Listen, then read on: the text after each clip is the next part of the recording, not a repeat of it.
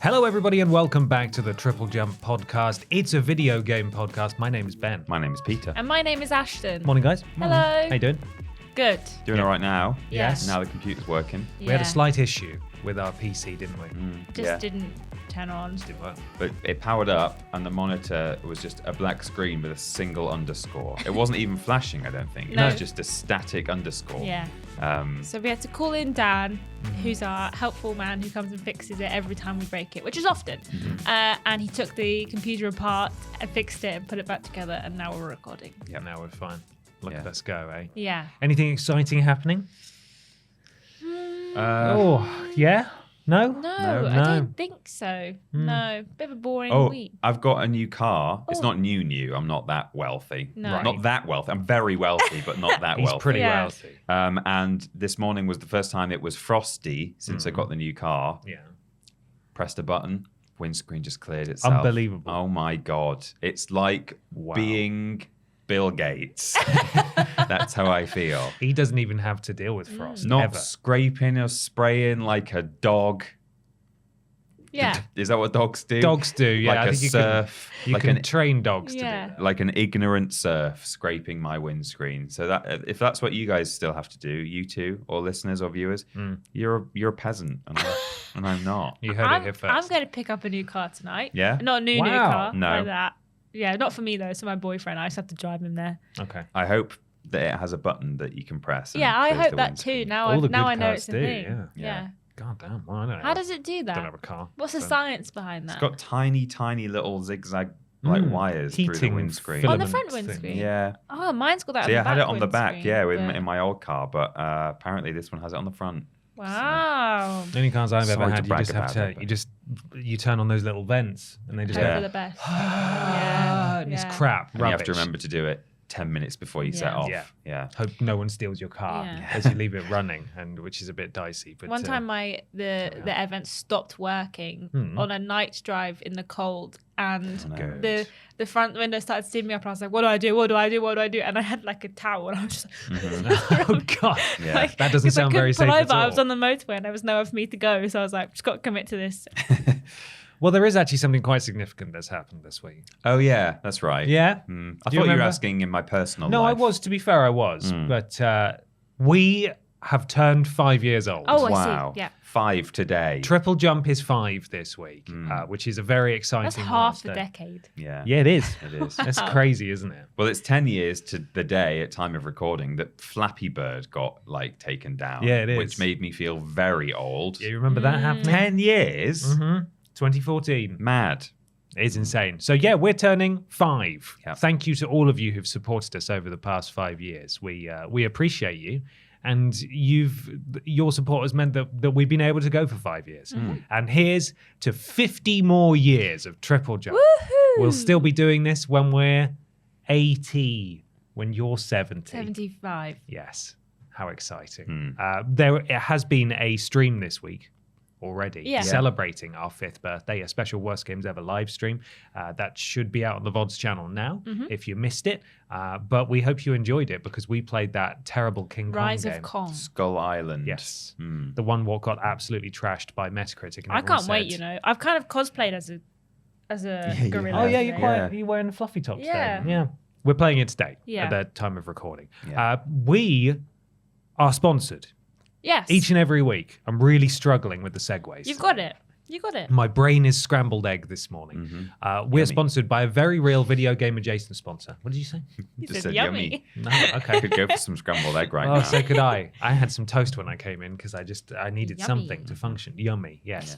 Can you see Dead Island 2 the Spider, by the way? Any No. sign of Dead Island 2 the Spider today? If you're unfamiliar, Dead Island 2 the Spider is a spider who lives in the studio, who we christened Dead Island 2 the Spider, but Yeah. hasn't been here for some time. Are there any Dead Island 2 the Spider relatives in your bathroom? Not at the moment. Really? No. Interesting. There's a big one in my house though. Okay, so that could Maybe be it's him. Hitched a Maybe ride he back Hitched a ride in my bag or in something. your car. Yeah. We're sponsored by a very real video game adjacent sponsor. Helps us keep the light singular on. Still bad. Still not fixed, that light up there. And Ashton, I believe you have the ad read there? I do, yes. So this game's actually already out. It came out this week, but kind of got overshadowed by like a slightly more bigger, important game. Yeah. And basically what it is features those little garden elf things, you know the things. Gnomes? Yeah. Yeah. Those. And basically, it's like an online game where you play as one of those, and you play against other people to try and win and become the ultimate version of that. So there's there's singing and dancing and fishing. Okay. Yeah. And also there's I don't have it yet. goo. As well. Has it been accused of copying some other popular game? Yeah, but unjustly, I would say. Okay, all right, fair. Because there's a third dimension Yeah, that you don't have in the other game. right. Yeah. Okay. Coming now, it's now out now. Is Gnome Stars. Oh, Yeah? right. Yeah. What's that reaction for? Yummy. What was that? Ew. You almost oohed at it. No, I was just Ew. trying to work it He out. thinks it's disgusting. Yeah, what the He's hell? actually Well, I upset think by partly it. I forgot Oh. that the equivalent to Gnome Stars has only just come out. It came out yesterday, and not one human person on this planet is talking about it. played Yeah, I was going to Because say. the same company that released Foam Stars then also released a demo for their other game. Yeah. It's way more Play this exciting. instead. Yeah, Did it's they- very has, there Same true. been, day. has there been any sort of early access or something? Or No, like it came out on beta testing? PlayStation Plus. So no one has Plus. ever played it until yesterday. Yeah, no one played it yesterday. Well, not no. Yeah, no one's ever played it. All right. I feel like I'd seen bits of I guess it was just promotional gameplay stuff weeks ago, but yeah, No. no. It's No. not real No. though. Oh, man. Oh. The gnome one is. I actually think probably would have done better if it had Gnome gnomes Stars. in it. Yeah, Gnome it Stars probably might have would. done better. No, Foam Stars came out this week to critical silence. So Yeah, has it been? I forgot it. yesterday. I forgot it came out. I forgot it was coming out. I did actually. I've got it downloaded All right. on my console Right. because I'm one of the 6 people who do the PlayStation Stars challenges. Right, yeah. And one of them is to play your PlayStation Plus games each month. You get a little coin reward rather than actual, like a stupid digital Yeah, trinket. yesterday Sometimes you I- get actual currency. Yeah, Which I is logged nice. in and they were like, "We've got you this chariot." And I'm like, "Thank you for this I don't virtual want tat." it. Sometimes you get dioramas of meals. Like I've got a bowl of curry as one of mine. Yummy. Tasty. I don't know who that's for, but yeah, Foam Stars is potentially our game. DOA, right? Yeah. Who's It's not Who's- Splatoon. it's not. Splatoon. It's stop saying it's Splatoon. Maybe I will give it a go for like Yeah, 10 a goo. minutes and a goo, and then no, it's not goo, it's foam. Foam. A go And star. then and then see what happens. Big Romeo and Juliet vibes from the sponsor today. Yeah, that's you go a and see great that? movie. Yeah. Did I go and see it in the cinema? Yeah. Probably. I did. Sherlock Gnomes. Yeah. Did you see that one? I didn't see see that Sherlock one. Gnomes. I No, saw Romeo- I haven't seen I love the Romeo and Gnome Juliet. Cinematic Universe. I didn't No. see Romeo and Juliet. I saw either. Romeo You're and missing Juliet out. in the cinema. It turned out it was a date. I didn't realize until years later. yeah. It was one of those. Yeah, I know about that event. I don't think I Yeah. knew that it was Romeo I had and no Juliet. idea. I thought just A romantic film like that, and you didn't realize I it was a thought date. just this. I thought my female friend just wanted to go and see Romeo and Juliet, so I went to see Romeo and Juliet and I hated it probably- and told her I hated it, and then years later realized that was a date, wasn't it? I probably went Whoops. with my parents, Yeah, I was at 'Cause I was university at the probably- time. 6, yeah. a child. Yeah. I was It was at least targeted at 19 you years old. specifically. Yeah, it wasn't. Anyway, Romeo and Juliet. Great We're not movie. sponsored by Gnome Stars. No. We are, of course, sponsored by our wonderful patrons over at patreon.com/Team TripleJump. If you go and support us there, you get access to tons of amazing stuff, including asking questions on this podcast, early weirdest and worst games, exclusive episodes of Main Menu and Rules Boss. New episode of Main Menu went out just the other week. Yeah. And we recorded a Main Menu, the next Main Menu that's due to go out in April, yesterday at the time of Yeah, we recording. did. And it was foul. Good. It Yeah. was good. I enjoyed it. It was a good one. We hope you enjoy it because I didn't enjoy eating it. Tasted bad. Yeah. In a new and interesting way. Yes. I in had a delicious- fresh combination of flavors. Yeah. No Mine one was has ever tasty. had them, but we were the first. So check that out. Patreon.com/Team TripleJump. Our website's triplej.mob. That's where you can find links to everything that we do, by the way, our Twitch, our YouTube. If you want to come see us on our Discord or get a cameo message from us, triplejumpshop.com. Merch is there. Question mark. Will new merch come soon? Yes. Yeah. Define soon.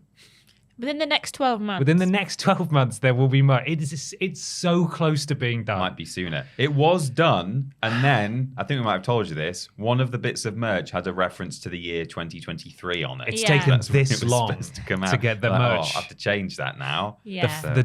We've gone back and forth on designs, and it's been a bit of a nightmare. But we are so close, and I keep saying that, but each time I say it, it's true that we are getting Closer. closer. We're like on the precipice, but we're going through like little barriers every single time. We're so close to I the believe merch. it less and less every time you say it. You've seen it. You've seen them. Yeah, You've got I know. some. I've seen it ages ago, and now I'm just. So still did there. we.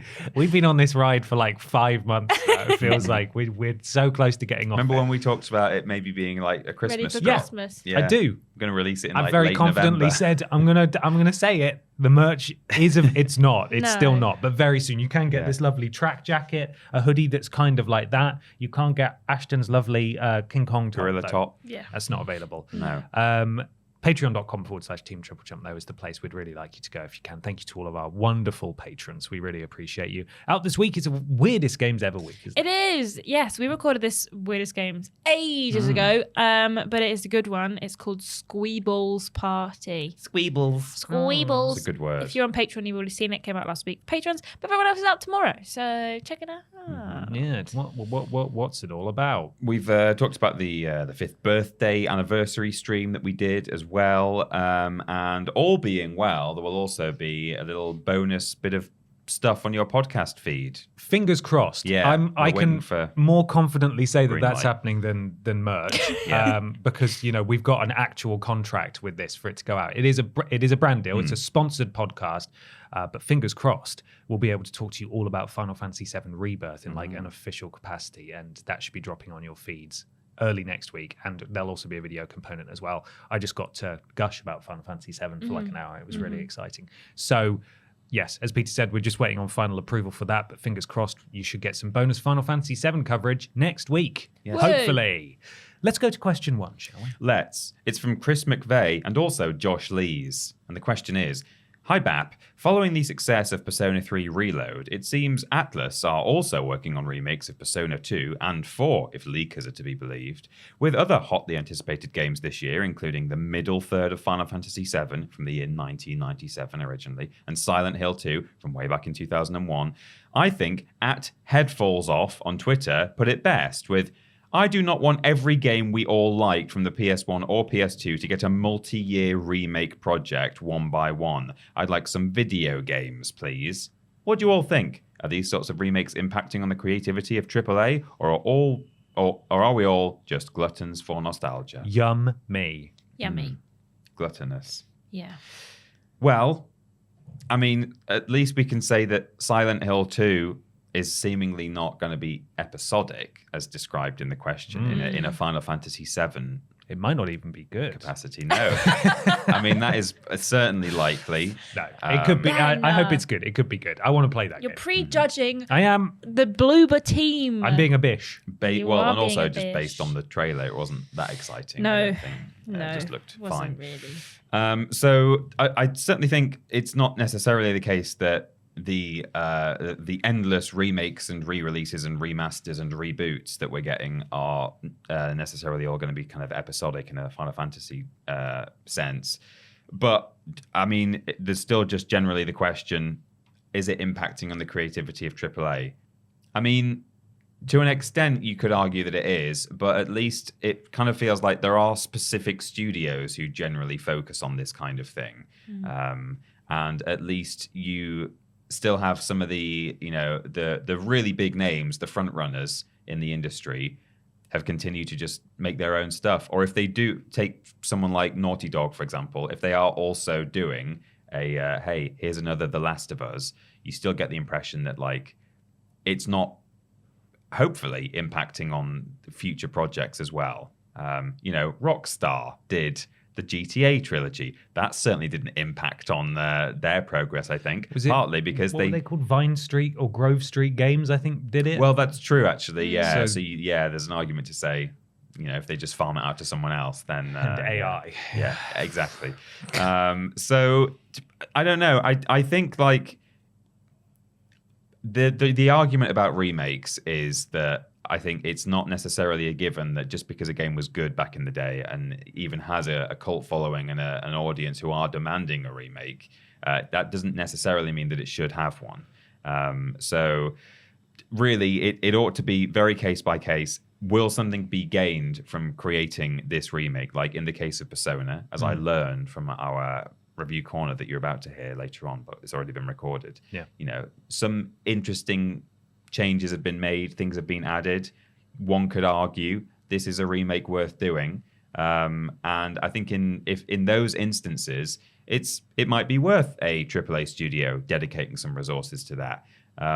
In the instances where they really are just, it's money for old rope, perhaps you could, say that is what's happening with Naughty Dog. There's an argument to be made there. The Embracer Group approach. Or the Embracer Group approach, absolutely. Then, yeah, I would lean more towards that could be impacting on the creativity or, taking up the resources of a studio that could be making bigger and better things. So I don't think there's one answer that speaks for the entire industry, but it definitely is occurring. But not all remakes are a bad decision. I'm in two minds about this answer because part of me is happy that we are seeing a lot more remakes and remasters and that we are getting an entirely new generation into these games that were so popular way back when.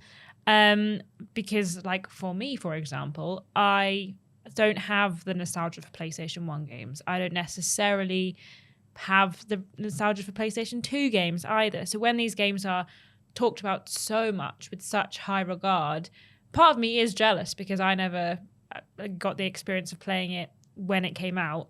And also, as much as it's like, oh, well, you can play it now, I'm a bit spoiled now. And it's difficult to go back to older games having experienced games on the newer generations. So with that said, I quite like a remaster or a remake. I really enjoyed the Spyro Reignited trilogy. I have really enjoyed playing Final Fantasy VII for the first time. And Resident Evil, some of the best ones. Best exactly, remakes in yeah, years. Definitely. So yeah, I am glad that we're seeing a lot more of these games appear. Do I think every game needs it? Absolutely not. However, I also feel a little bit the same regarding sequels and remakes of games. Does feel like, especially looking forward in this year, we have so many follow-ups coming out and not very many as yet confirmed new titles and new IPs. Gnome Stars, though. Gnome Stars, yeah, I know. Sorry. I'm not It's an excluding Gnome Stars. I mean, it's just a Splatoon remake, isn't it? Hey now. But yeah, I think that looking at it, it does feel a little bit like we are seeing the same things regurgitated a lot and appearing again and again, the same names kind of coming up. And do I think it is stifling creativity? No. But do I think that I would like some new stuff? Yes, absolutely. And I do think that maybe studios are banking a lot more at the moment on remakes and sequels because of the almost guarantee that they will sell rather than investing in something new and then risking that it's not going to turn out how they want it to. That's why the movie industry is doing it as well. Oh, yeah, exactly. Rebooting everything that has a guaranteed audience. Yeah, like they're making Moana 2 this year. If the movie finished, the story ended. How did? Huh? Apparently, it was November. gonna be a TV series, and then just recently, with about 9 months to go, they've been told, "Oh, it's now a It's movie." a movie now. And the team are just like, "What? Okay, Yeah. we've got to turn this TV series into a movie." Yeah. But That's it's what I've heard. yeah, it's definitely, I think, from a production standpoint, is what's going to sell, what can we get people to buy. And I think, unfortunately, at the moment, we're seeing a lot more sequels and remakes because they have an already established fan base and studios. And this is not really how I want to phrase it, but I can't think of another way of saying it. Don't have to work as hard. Yeah. To It's easy to promote market it. stuff. Exactly. Like that. So yeah, I think there's a lot of factors in this. Am I happy there's more remakes? Yeah, I am. But do I wish there was also more new IPs? Yes, also I do. Yes, thank you. Because I'm a big selfish idiot, my opinion is that if it's a remake or a remaster of a game I care about, then I'm all on board. Yeah, It's like, agreed. fantastic. This is from as soon as I heard about I didn't even hear about these rumors about the Persona remakes and / remasters. We talk in the review corner for Persona 3 Reload about how I'd quite like Persona 4 to get that treatment next. Am I wrong in thinking that it got something recently, Persona 4? I thought we literally We had Persona 4 Golden and Persona 3 Portable ported to they were modern ports. systems at the beginning of last year. For some Persona 4 reason, I was Golden convinced that Persona 3 Reload and Persona 3 Portable, I think, in my head, were just the same thing. Oh, right. So I think that's why I got confused. Sorry. That's okay. I want what I want, and nostalgia is nice. And if someone gave me a game that I love, but it's just way better, it's easier to play, it's better looking, it's like got loads of quality of life improvements, yeah, I'll take that 100%. I understand it can be frustrating watching a studio like Naughty Dog seemingly put out remasters and not focus on making new IP, but that's not really how game development works. It's not like when you're in a strategy game and you assign more peons to build the house gets built faster. That's not how it works in game development. You can't just if a team is making The Last of Us 3 and you've got a team making The Last of Us 2 remastered, why don't you just take all those people and put them on The Last of Us Part 3? That's not necessarily going to make that product superior or even come out sooner. It just means you've got more people working on it. It's far more nuanced and complicated than that. And oftentimes, these teams that are doing remakes and remasters are working in isolation from a bigger team who are working on the next thing, the next big thing. Like it doesn't guarantee that if the remake and remaster team wasn't there, that they would be a part of that team. They might just not be employed at all. Sometimes they're temporary or external, like third party brought in just for that project. Exactly. So I think there's definitely a space for them. I completely understand the argument that's being made though, that people want more games. But as you guys have said, unfortunately, it's more an issue with the fact that video games are so bloody expensive to make that a lot of studios don't want to take a gamble on a Gnome Stars, for example. They want to remake something that is guaranteed to be successful. And as you said, it's not the right term at all, but it is easier to remake or remaster something because you've already got the foundation built. You know what you're working from. Even if you're having to completely redo everything, at least you've got something that already exists. Not even as inspiration necessarily, as literally something to copy and bring up to speed. Still an immense amount of work, obviously, and this is massively simplifying it, but it's much easier to remake and remaster stuff that you know is going to do well than pour resources into something new that might not do well. Capcom have just surveyed a bunch of their audience asking, would you be interested in us revisiting Dino Crisis and two other IPs that have already gone out of my head because I was like, don't care about those, but Dino Crisis. So it's continuing. As they run out of decent Resident Evil games to remake, they're like, what next? Six. Make a 5-part multi-year remake of 6. It's got 4 campaigns. You could release each one as a different game. I'm just saying, bring me on board. I think the biggest question is whether they will remake 1 because it's already had several sort of versions since it was initially released, and so the GameCube remake is it holds up, but it's ropey by today's standards, and it still follows the source material, in terms of what you have to do. Take this item to this place and do this stupid stuff. Whereas a remake, I think, would add a bit of just flair. Sense and flair. They could tie it into later games a bit better with some of the lore. They could, update the character models. Make it so you're not running around taking chess pieces to different rooms. Or you've run out of inventory space, unfortunately. Oh, God, you don't have the right gem with you. Ooh, Code Veronica, that's one that's got to happen as well at some point. Yeah, I think it all trickles down to the current climate of video games and studios not willing to take the risk as much anymore, because we've already seen how big studios can have to make big cuts, and I feel like slightly smaller studios, your Naughty Dog size studios, are maybe not as willing to take a risk because it means potentially having to make financial cutbacks and stuff.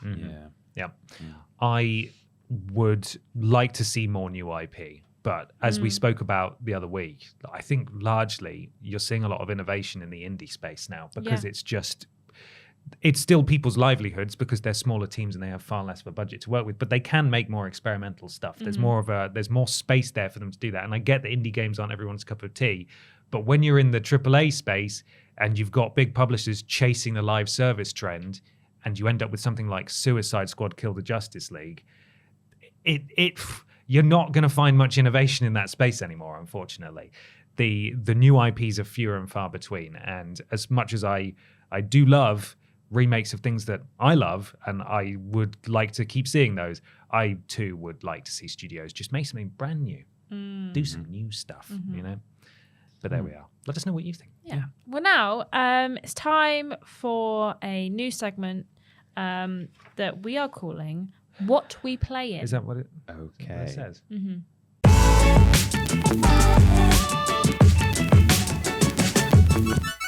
It's What We Playin time. Time to talk about the games that we've been playing. Peter, what have you been playing, please? I've mostly been playing more Tekken 8. I've finished all of the individual characters' stories where you just go through and have about 5 fights each, unlock a little cutscene at the end. They're all very fun, all very pretty.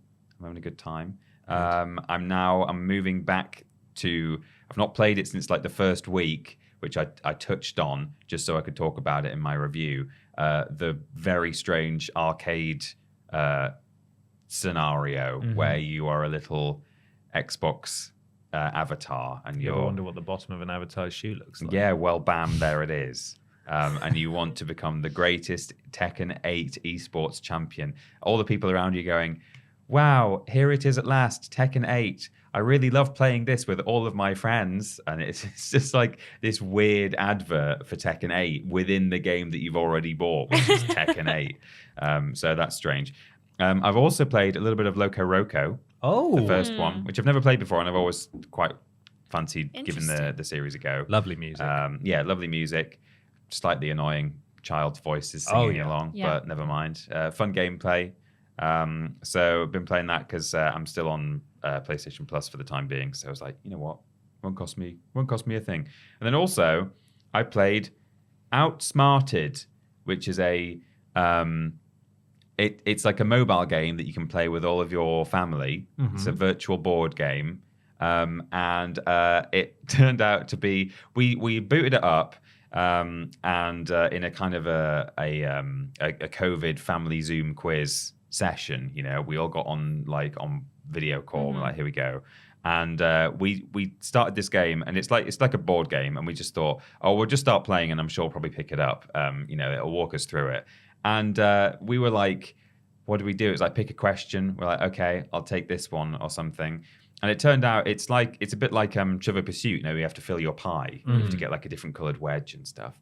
And the game, it was like purely based on trust. We didn't realize this. We thought it would only be allowing us to like do the stuff we're able to do. But like we would like roll the dice and roll a 3, and then you could like move your character along the board, and we could just move it like anywhere we wanted. Oh. And we thought like, oh, I guess the dice roll isn't about how many spaces you can move. It's going to come into play later on or something.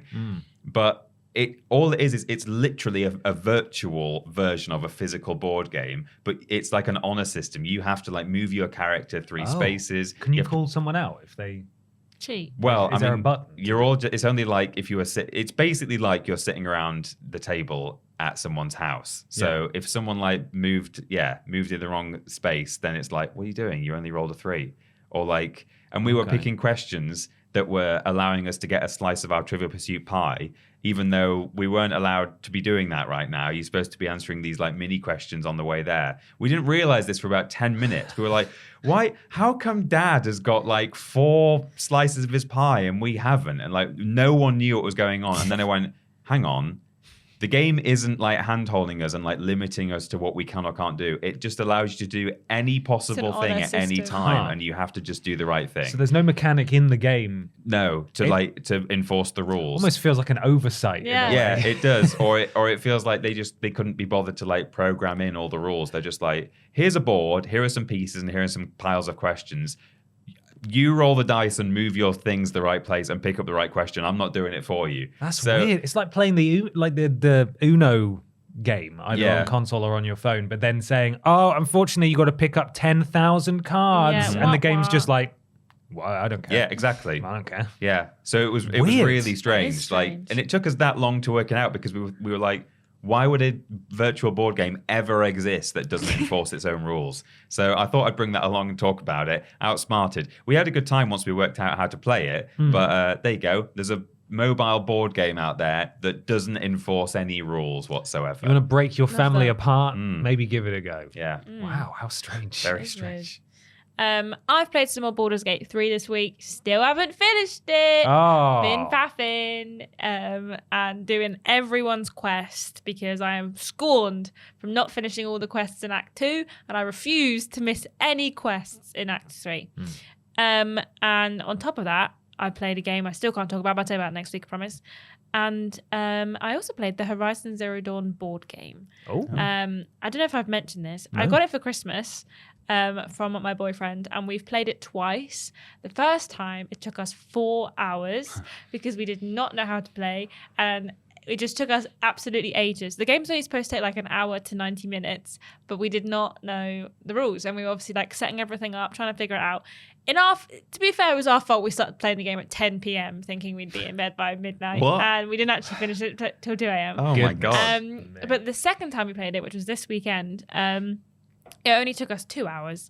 And there's still like a couple of rules that like it doesn't really explain and certain things that kind of don't almost make sense. But there's like a 40-page booklet of instructions. And halfway through, I was like, can we please stop checking the instructions? Let's just play it how we want to play it because I'm baffled. But it's a good game, to be fair. It's quite good fun once you understand what you're doing.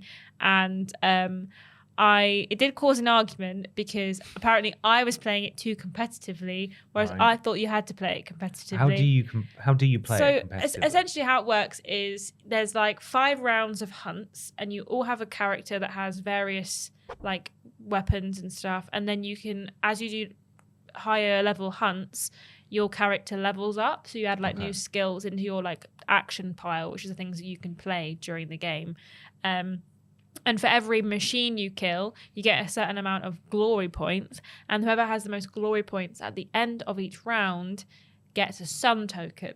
And then the winner at the end of the final hunt is whoever has the most sun tokens, and they become a member of the Hunter's Lodge, so they win.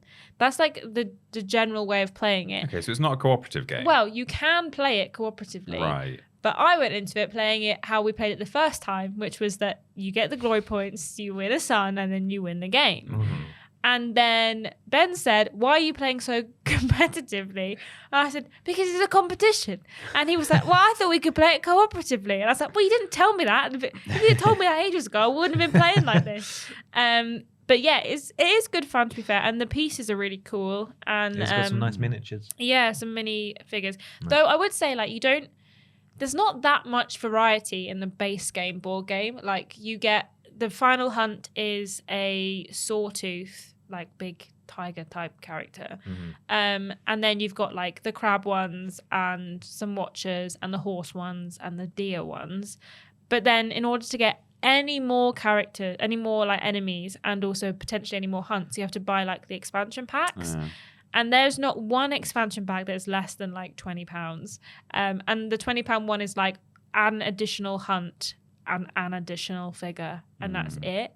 And it's quite pricey for any additional content of it. But for the base game, it's pretty good fun. And once we know how to play it, it probably won't take us 2 hours to play.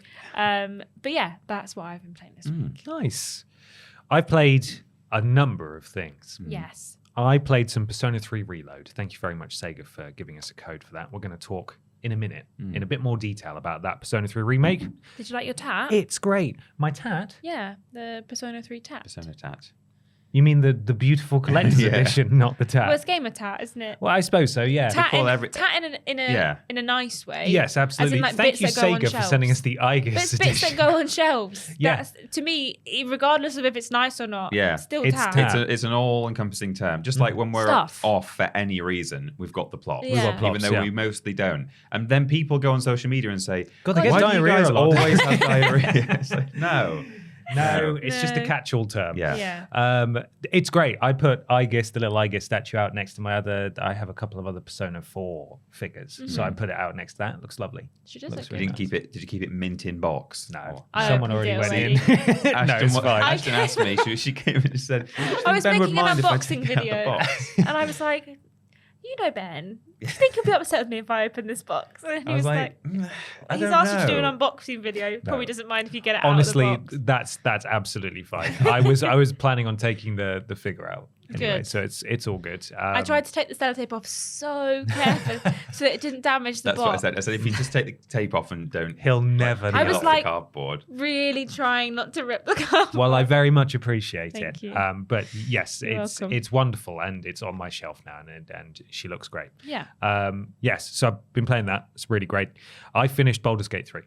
Oh, Cool. I finally did. Finished it. The sense of Congratulations. relief of Yeah. finishing this game, not because I wasn't enjoying it, but just like it's been, as I said last week, I've only been able to play it like once a week for a set amount of time, and as it's such a big game, it's really been like it almost became like not a chore, but like homework. Like Yeah. I've got to play Baldur's Gate today because it's the only time I can play it, and I did finish it. I didn't do everyone's side quests What was that noise? Something's like settling. That's weird. There's some crunchy noises coming from it. The PC's not going to explode, is it? No, maybe. Last week, I also said that that I sort of reached a point where I wasn't really sure what to do, and because it's Baldur's Gate, I would probably just go and try and stab someone and see if, and that worked. All right. I just walked up to this person and went, tired of trying to like decipher what you want me to do to make everyone happy, so I'm just going to kill you. I hope that's all right. And I did. I just killed them. Right. And then I just killed like 3 or 4 more important people until I just killed the most important thing. I didn't finish all the personal side quest stuff, but I did end up getting one of the good endings because of my choice of what to do at the end of the game, regardless of what you've done to other people.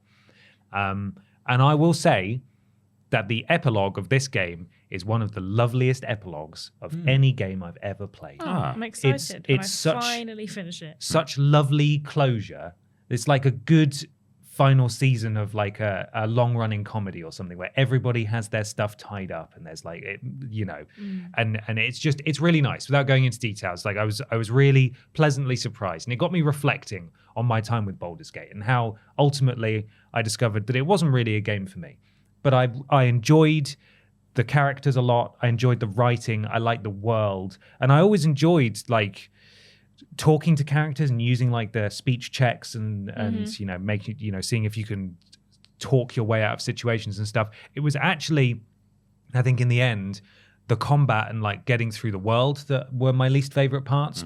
Not because they're bad, just because they didn't really click with me. They're a bit too slow, and I understand that it's trying to be a sort of almost one-to-one comparison with actual D&D. So it makes total sense why they did it. But I think that was the disconnect for me personally, and why the game felt it dragged at certain points. But I am really glad that I played it, and I'm glad I saw it through and finished it, because I did, on reflection, enjoy it overall. It just wasn't as perfect for me as it seems to be for a lot of other people. And I'm really glad that a lot of other people have enjoyed it way more than I did. So I finished Baldur's Gate 3. Talk about that a bit more in question 2, won't we? Yes, we will. Yes, almost fate that. Yeah. I've finally gone back to and played a little bit more of Persona 4 Golden. Again, just playing it through, barely paying attention with a guide with some TV on in the background. It's nice. It's nice and chill. I'm enjoying that. Played a bit more Pal World as well. But the main thing I played this week is Suicide Squad Kill the Justice League. Right. Yeah. I have finished Suicide Squad Kill the Justice League. Did What? you boot it up and it said congratulations? No. Huh? Completed You the game. finished it Yeah. already? Oh, yeah. Story-wise, including some extra fluff that I just did because I felt like I could, or I should along the way, it took me about 10 hours. Oh man. Okay. Not to go into any Oh, man. spoiler details at all, but you know what the name of the game is. I did that Yeah. relatively quickly. And I've got a few notes here because Wow, that's crazy to me. because it's a live service game. Once you have done what it says you do in the title, Yeah. obviously the big threat is Brainiac, who's made all the Justice League go bad. Right. And it's not resolved because while you do have a confrontation with Brainiac, because it's live service and it wants you to come back, they pull an absolute not good move, which is, here's the thing. To truly defeat Brainiac, you're going to have to get rid of the multiversal versions of Brainiac as well. Oh, right. Okay. So it actually turns out there's 13 Brainiacs. And the base game concludes with you offing one, but the open world stays exactly the same. Brainiac's ship is still there because he's not been defeated. You haven't gotten rid of him, technically. Yeah. And the whole time you're in that open world during the game, when the Justice League is still about, at various, who you haven't offed and who you have offed, it's way more interesting because you've hacked into their comms and you can hear like Batman barking out orders and stuff. The world feels so empty and like devoid of intrigue once you have actually completed your mission. Right. The story is good and there's high production value there. People were obviously very upset about the way that some of the Justice League meet their end. And while I wasn't upset by it, I felt that it was actually really underwhelming. Like the boss fights are almost like when you're playing an MMO and there's a special event and they try to craft something unique that's different from all the MMO mechanics, but ultimately you still feel like you're in an MMO, if that makes any sense. Like it doesn't. It felt like there was a disconnect between the cutscenes and what you were actually doing. Yeah. And some of them were often like the most uninteresting ways. And I was a bit disappointed by that. Also, I can't believe the main story is 10 hours. That is the craziest thing. Mm-hmm. Like, if you'd have been like, yeah, I mean, I've been playing it for a week, and then you finished it maybe next week, that would have been like, okay, yeah. But 10 hours is a crazy It's not amount long. of time. It's not for long a at all. narrative game that you are going to put live service in. That is mental. The live service has murdered this game. I also can't believe that. I mean, in some ways, it might have been a bit of a cop out, but I'm kind of surprised. This is not a spoiler because I've not played the game, so I don't know if I'm right or wrong here. But I'm assuming that the Justice League are offed, and there's not some sort of end game thing where it's like, but don't worry because we've done a magic thing and saved the world, and they're all back again and they're all good. Which, saying it out loud, would have been a cop out. It's like, okay, well that's rubbish. But equally, now there's just a video game DC universe where presumably there's no Justice League Well, this is anymore. what the criticism I've seen online is that like they've just ended their Yeah, this is the universe. Arkham game universe. Yeah, It's I know the it same- is, it's the yeah. same They one. can't do They're all anything with gone. it It anymore. It just seems like a very strange thing to do. Also, there's several Justice League members missing. Like Aquaman's not in it, which I thought was kind of weird. Right. He just doesn't exist in this game. Maybe he's going to show up later. I have no idea. And yeah, you're just after the final member is off, you're basically then just released into the end game content, which is the exact same city, but it's visually completely unchanged because Brainiac's still at large somehow. All his ships are there, and there's just no Justice League left. I mean, I guess if Warner decided, we want to do a new Batman game, they would probably just make a new Wow. DC world, a new Yeah. universe. But I don't know. It just could seems bring it strange to back. take specifically. This is the Arkham universe, and we're going Yeah. to, I assume, Destroy kill it. Batman at some Yeah. point. Yeah. It's like, okay, right. So what do you do now? Well, there are lots of. I've done all of the side missions because you collect various people who you bring back to your base who will help you craft legendary gear, give you loot boxes, all that kind of Yay. stuff. Apply effects to your weapons and things like that. And they all have what I think they're referred to as loyalty missions. And if you do all their loyalty missions, they can grant you more powerful bonuses up to they've all got like 3 tiers of what they're able to offer you. And once you've done those, that is all that's all the story content done then. Right. From that point on, you're accepting contracts from your menu, which are like randomly generated and they reset every so often, and it's basically the equivalent of your dailies that you'll log in and do. There are missions still on the map from those people, but they're not those loyalty missions anymore. They're just go and do this thing. And the problem is, I've described them as loyalty missions, which makes it sound like they're going to have story. Then they're not. There's voiceover to them. They'll talk to you. But there's like 5 mission types maybe. Protect a truck, destroy batteries. Yep. There's protect a big plant. Yep. And maybe another one that I can't remember. The only thing that they try to do to keep these interesting is that they might have modifiers like only critical hits on this one. Yeah. You can only do melee attacks on this one. Problem is, though, that your AI squad, which is largely all right if you're playing on your own, they do not play the objective of these at all. Great. So it's solely if you're playing alone, it's solely on your head to basically do literally anything, because they won't destroy batteries. They will just shoot at enemies, even if they can only be killed a certain way in this particular modifier. And this is made even harder when you're going into what the endgame content is, which is these, I can't remember what they're called. They've got a stupid name, something missions, which again are just the same things, but much harder, because you're meant to grind them to unlock harder versions of them, which is just enemies have more health, you deal less damage, and there are different modifiers. But again, if you're playing on your own and you're on a really strict time limit, it's way harder because you've got AI companions who aren't doing anything.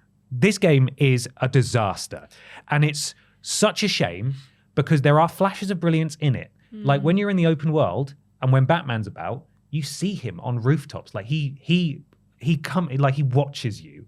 You can see him like keeping tabs on you, and like you can shoot at him, and then like bats will appear and he'll vanish. And it's like, that's cool. Yeah. The cutscene's great. The characterization of the characters is great. The voice acting's great. There's so much good about this game, but then everything else about it is bad. And I don't like, now that I've done all the loyalty mission stuff, the only trophies I have left are get each character to max level.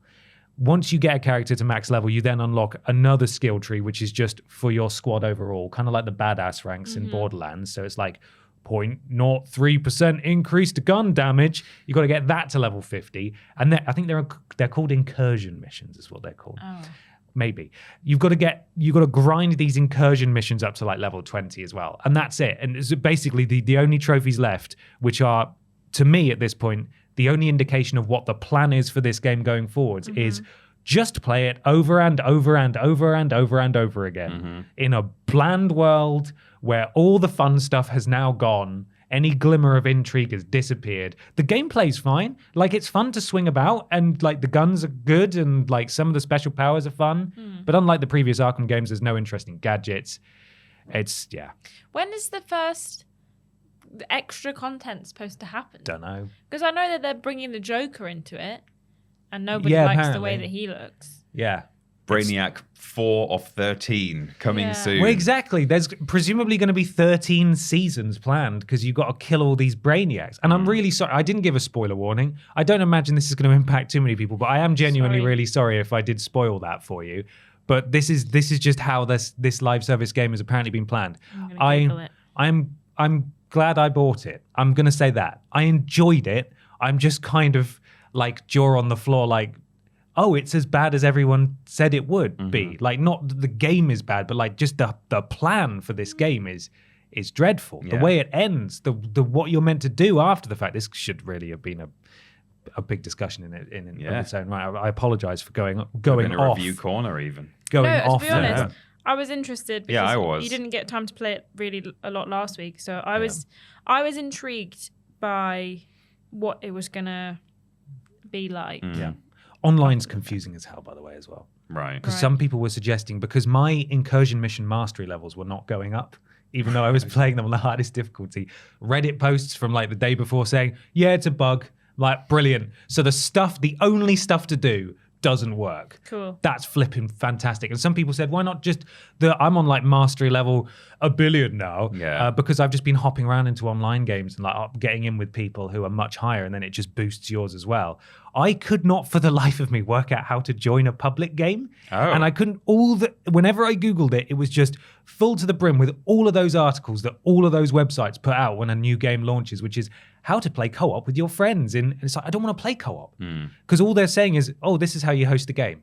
There is no obvious thing to join a multiplayer game. In fact, there isn't an option. What you need to do is go through the motions of hosting a public game, but then don't launch it, and then it will add you to someone else's automatically. It doesn't even make sense. Even though you have to go through you have to say, I will host, and then you just wait and then launch and join someone else. It doesn't make sense. Anyway, I'm bewildered. As much as I am disappointed, I'm absolutely bewildered by some of the decisions made here. Because it's not even a competent live service game. No. Like, I know people don't want a live game, Ben. No, it's not. That's why it's not. Sorry. It's one thing. Say that. It's one thing not wanting a live service game from Rocksteady, but it's a whole other thing for them to make one and it make no sense. Yeah. At least if you're gonna make a live service game, just do a good one. Yeah.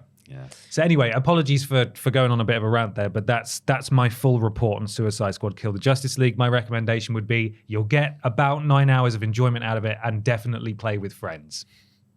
I can't find when they're doing any additional content for this. I think there's nothing online about it. When I finished the last mission, I've looked on many an article and on Twitter. And it's not clear at all. It doesn't even explain it in game. When I finished the last mission, I had like 4 splash screens pop up one after the other saying, but the adventure's not done yet. Grind for new gear. Do the incursion missions at different levels of mastery. And I was sat there like, no, thank you. Not going to do that. That's not what I want. And I don't even understand it. Yeah. That's it. They will have stuff planned, I'm sure, but I guess they've just not talked about it yet. Well, it's just so buggy. You think that there'd be additional content ready to go after the first month, but hey, who knows? There it is. I'm gonna drink some water. If you've got a 10-hour long game, surely the content should be ready for the week after it comes out. Yeah. If you know that your campaign is 10 hours long, I finished it in like 2 days. Yeah. Then surely you should, as a developer, know that there's gonna need to be additional content coming out. And even if they've lost their nerve and decided, oh, this is, it's going to be a disaster and we don't want to support it long term, you'd think they would already be like that. That's a decision you would make like near a launch, and you would already have that first like season or 2 ready. Even if you decided we're not going to do season 13 anymore, you'd think that those would be ready regardless, and you would just put them out anyway to claw back a bit of money. But my assumption was, if I do enough of these incursion missions, then maybe I can challenge. Like maybe there's some way to just get to the other Brainiacs, like actually see a conclusion to this, because at the moment it feels like it hasn't ended. I'm in like a weird limbo where the story is not concluded, but I can't, because I don't know when the other Brainiacs are coming or how to access them, and they haven't told me, so I'm not sitting around and waiting. Crazy. I'm gonna have none of the muscle memory by the time the next Brainiac appears, and it certainly won't be installed still, but it's still fun to play. Yeah. Like I enjoyed playing it. It's just for 10 hours. Yeah, 10 hours. Anyway, sorry everyone. We now need to talk about something else you've been playing. You mentioned it earlier. Yeah. Maybe it's slightly more positive. Perhaps you had more fun with. Yeah. Yes. Let's go to the review corner.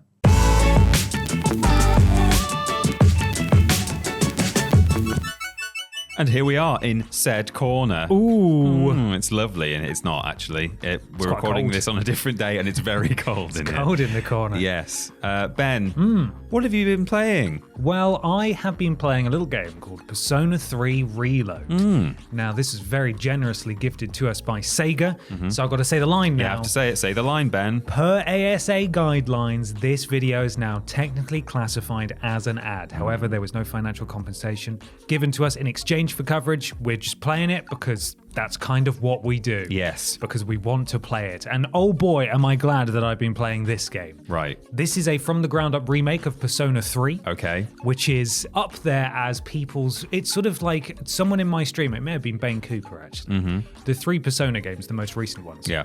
Are sort of like Final Fantasy 7, 8 and 9. Right, and yeah. All of them have their own fan bases. and some people will fight tooth and nail for their particular Persona game. Now, for me personally, that's Persona 4 Golden. That's my favorite one. Yeah.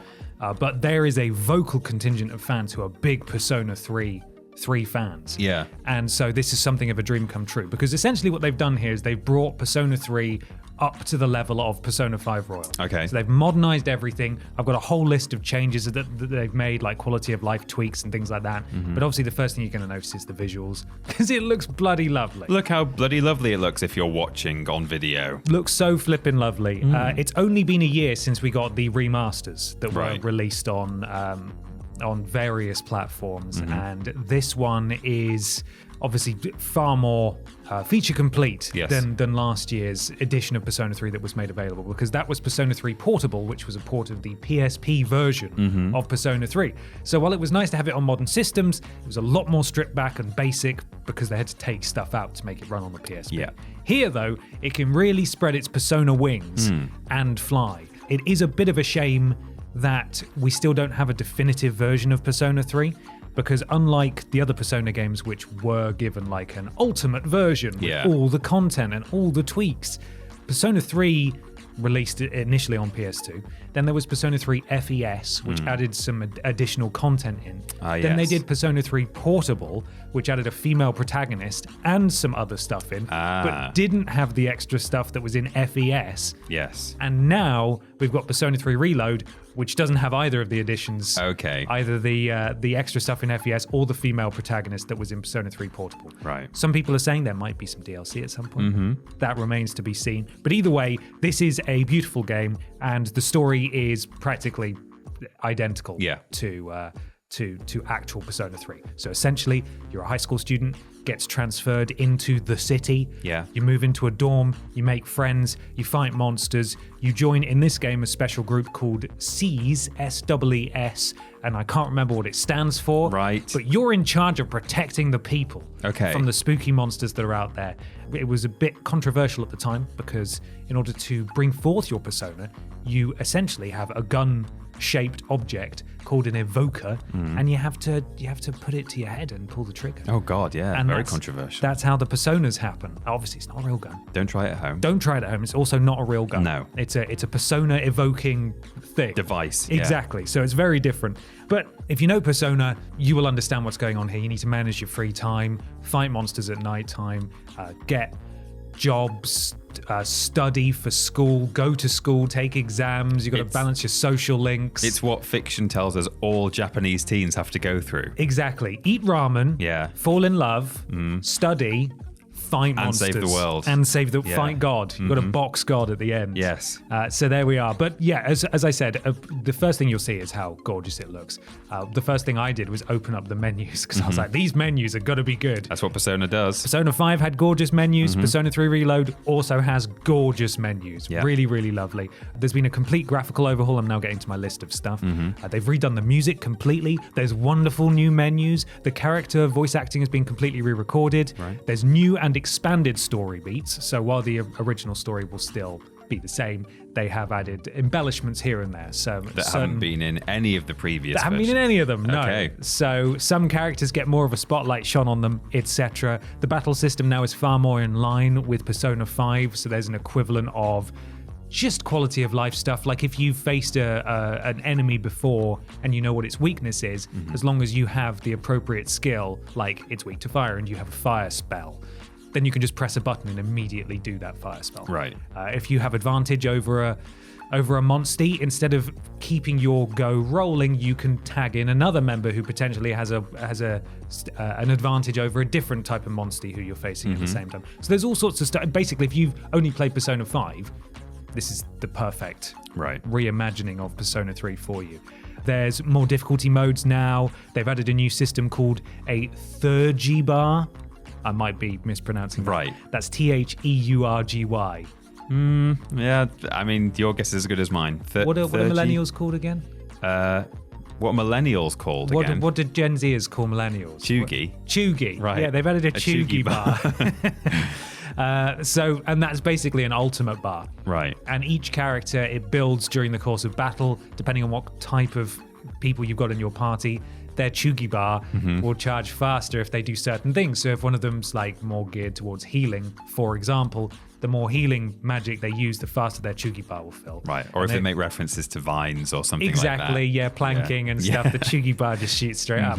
And then they will have an ultimate ability that they can bring forward. Yeah. There's new personas that have been added from Persona 5. Skills have been retuned to be more in line with that stuff as well. Tartarus, which is sort of the nighttime spooky zone, basically the big dungeon that you progress through it over the course of the game. That's been made a little more forgiving now. There's more teleportation stations to take you back to the start. There's no fatigue system because previously your party members could get tired the longer they were in there. There's earnable currency that you can pick up while you're in there that can be spent on certain things outside of normal money. You can save now pretty much anywhere outside of battle and certain off-limits areas. Once you've visited shops and restaurants, now you'll get a text that will tell you if there's sales or if a new item's come in and stuff like that. How modern. It's very modern. It's set in 2009, this game. Yeah. Which really takes you back. Remember when all those monsters were in Japan? Yeah, I do. Hearing about that on the news. Exams and school questions have been completely rewritten. Social links are largely the same, but how they unlock and how they unfold has been altered slightly, and lots of new hangout scenes and social link stuff like that is available now as well. So basically, this is, even though it's missing some bits from the various versions of Persona 3, this is the best version of Persona 3 by a considerable margin. That was going to be my next question. Although there is no true ultimate version with everything there's ever been in every different version of the game, would you say that this is sort of the one to play if you have to pick it up? Absolutely, yes, I would. Considering the quality of life changes and the fact that playing Persona 3 FES is not easy now, and playing the original Persona 3 is not easy now. The only one you've got access to is the PSP version, which, while it has some lovely features like the female protagonist, etc., it is a PSP port, and they did nothing to it. Yeah. So it's really basic. That's my only experience with Persona 3 as well. So being able to now, I mean, previously you basically had a static 2D image of a room, for example, which would be in a traditional Persona game, a room where you could run around in. And you just have to select from icons on the screen for who you wanted to talk to. Right. Whereas now, I can run around in 3 dimensions. Explore it. It's amazing. Goodness me. Yeah, this is the definitive version, even though it's missing stuff. Yeah. I would recommend it to any Persona player who enjoys the series. You know, you can go straight from Persona 5 to Persona 3 Reload now quite easily because they're on the same level. I really hope personally that they do it to Persona 4 next. I would love a remake of Persona 4, but we'll see. But yeah, that's it. Persona 3 Reload available now. It's really good. If you like Persona, you should play it. Yeah, sounds good. I'm very happy for you. Thank you. Thank you very much. Well, should we head back to the podcast? Yes. It's time now for question 2 that comes from Brett Moore. G'day, Bap. With Ben dragging himself through Baldur's Gate 3, I'm reminded of games I stubbornly played through. Final Fantasy 16 and Alan Wake 2 are the most recent examples. Why do we do this to ourselves? Is it the sunk cost fallacy or something else? What other games have you rolled credits on that felt more like a chore than a hobby? Thanks, and have a great day. You too, Brett. You too, Brett. Thanks. I don't tend to do this, especially not in the past, maybe even since kind of I had a PS4, that kind of time. So the past couple of generations, generally, if I'm not enjoying a game, I think because I have so little time nowadays to dedicate to gaming, I will drop things like they are hot very quickly. But I do remember, doing this in sort of earlier years, and I still do it with other forms of media, so I can still kind of comment on the idea. I think there is an element of the sunk cost fallacy. You just kind of think, or if not the sunk cost fallacy, which is just, I've got this far, I may as well. Sometimes it's more just a naive optimism, like, I've got this far and I've not enjoyed it, but maybe it will get good towards the end. And that can especially be the case for video games where everyone else around you seems to be raving about something and saying, I'm having such a great time. And you can kind of wonder, like, is it because it gets good later, or should I be enjoying it now? Or, is there a specific moment I'm waiting for? I remember specifically, I'm trying to think what game it was, though. Was it Alan Wake? Or I don't know what it was, but there's a fairly recent game where I saw someone we used to work with put a tweet out saying, this game that has recently come out, it gets so good at hour 10. Like this is the point where like you need to like, yeah, it's not a great start, but once you hit this point and unlock this thing and this ability, this game is so good. And I remember thinking like, that's not worth it to me. I don't care how good a game gets after hour 10. That's only one Suicide Squad. Yeah, it is.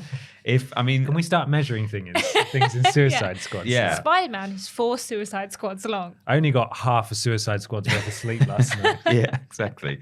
I'm not saying that I won't sit through a game that I'm sort of enjoying well enough to get to that. I'm not.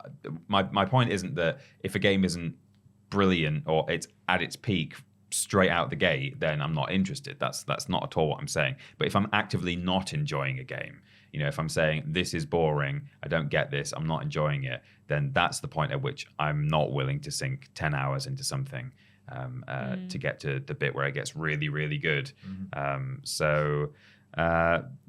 think this is kind of a combination of sunk cost fallacy and perhaps kind of pinning your hopes on other people's opinions and recommendations and then with that as well, there's like a kind of a FOMO element for some people. I was going to say FOMO, yeah. So, especially doing what we do as well, like Yeah. with the zeitgeist.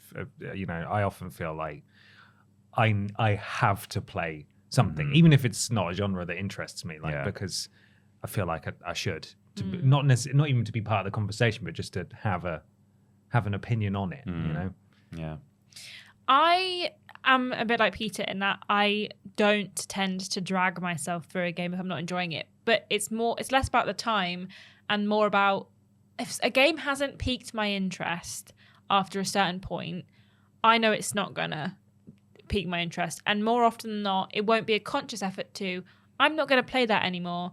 It will be more of something else has piqued my interest. Yeah, me I'd too. rather play that. Yeah.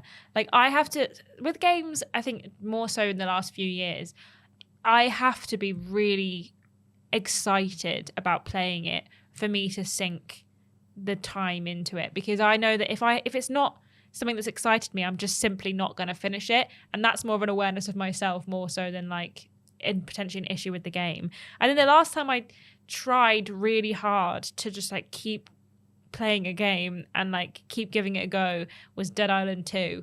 I kept trying to, I was like, I'm not enjoying it, but I'm also like, it's not wrapped me entirely. So I was like, I'll just keep going. And then eventually something else came out and Dead Island 2 was deleted off my PlayStation and will probably never return. The But spider as well.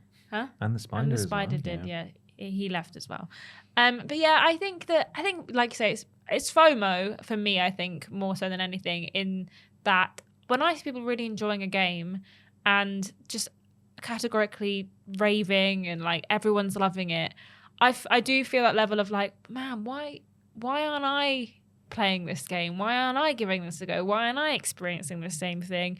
It is FOMO. And I think also for us, I think maybe a bit in that if we haven't played a game that's very hip and popular, for us maybe it feels like we're not doing it justice on the platform because we're not talking about it, because we're not into it. There's been certain games that have come out that none of us are really interested in. It's just not our genre.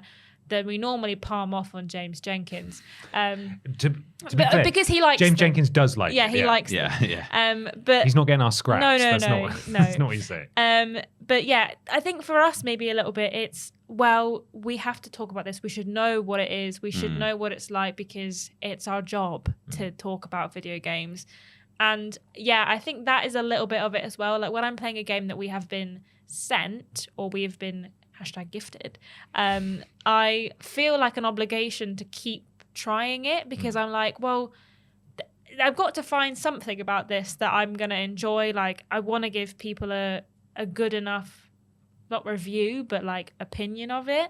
And I think that's probably partially why I think maybe we do it to ourselves a little bit more. But it's not even always a conscious effort, but I will bounce off games if they don't keep me interested. And like you say, if someone says it gets good after 10 hours, categorically no. That's too far. Yeah. That's too many days of playing that I can sink into You it. can put on something else. Yeah, exactly. There's definitely a sunk cost. I think it is the sunk cost fallacy for me most of the time. Sometimes it is just stubbornness from the sense of this game is not going to beat me. I'm going to beat it. Yeah. Even if I shorten my life with the amount of stress that I am feeling and the frustration and anger about playing this game. Sometimes it's pure spite because people give you a lot of flack for working on the internet and saying you don't like something, like you just don't get it. I'm like, okay, I'll bloody finish it then. Guess what? Still don't like it. So there. And who's the real loser there? It's me. Yeah. I'm the loser because I could have been doing something else with my time. Yeah. So I've got a list of a number of games that I didn't necessarily not enjoy. Some of them I didn't enjoy at all, but a lot of them actually I really did enjoy, or like I got a lot out of. It's just that it did feel like a slog and it was hard work to get through.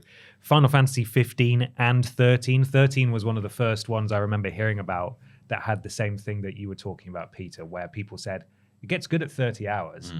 I was like, that is an unreal that was a big one, actually. thing to say. Yeah. And what an absolutely insane thing to think is a good thing. it is. It's bonkers.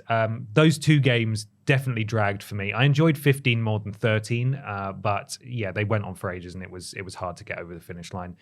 Dead Rising 2 and Castlevania Lords of Shadow are two that I remember distinctly. Yeah, Lords of Shadow, Those were PS3 360 games from like 2011, I want to say. And I remember hearing people online saying, these games are really good. And I was like, oh, I want to be with the in crowd. I'm going to get them. And I forced my way through them and didn't really enjoy it all that much. I liked Lords of Shadow.